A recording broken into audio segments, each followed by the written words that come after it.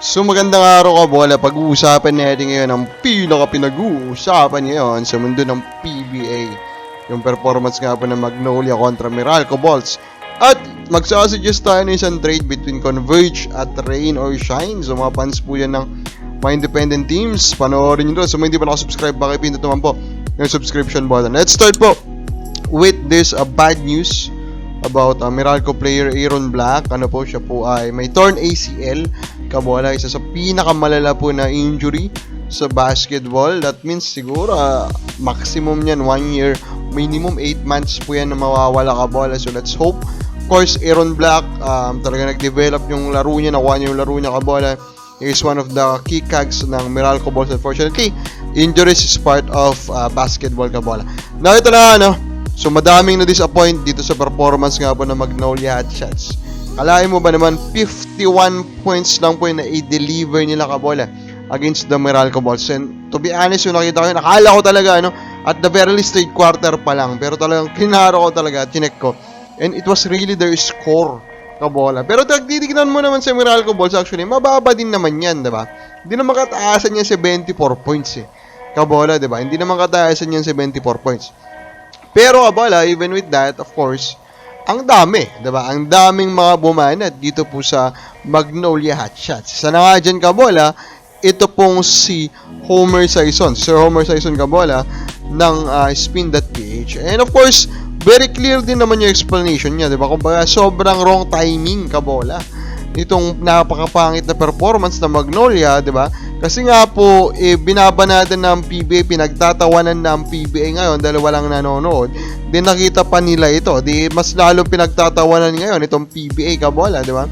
Mas lalong walang naniniwala kabola dito sa PBA, diba? Yung banat sa MPBL dati na parang larong pambarangay, binabanat na nila sa Magnolia kasi 51 points lang yung nagawa nila 48 minutes of play, diba?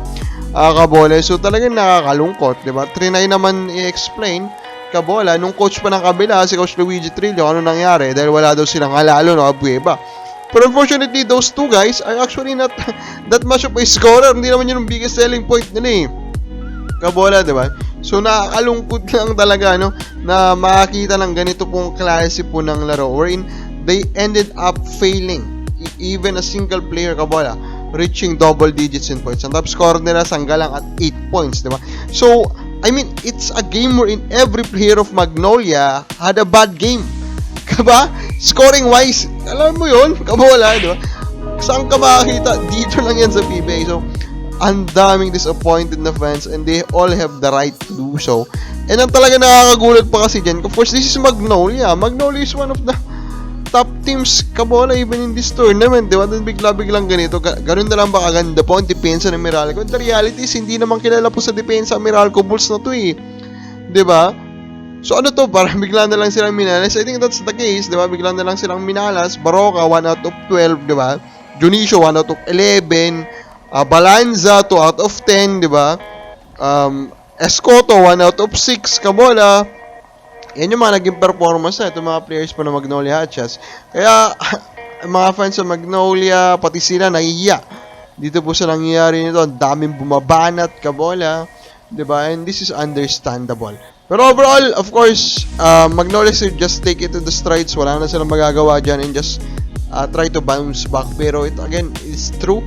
This is a big negative po for the PBA, kabola. Now, ito na kayo suggest sa atin na trade, diba? Si Ambohot, kung maalala nyo po kabola, interesado daw Rain or Shine dito. So, nag-suggest po tayo ng trade na maganda. Sa atin is this one. Converge trade, Ambohot and Fornelius, kabola, a rookie, for the 2024 first of TNT, which is currently in line to be a top 8 pick, kabola, diba?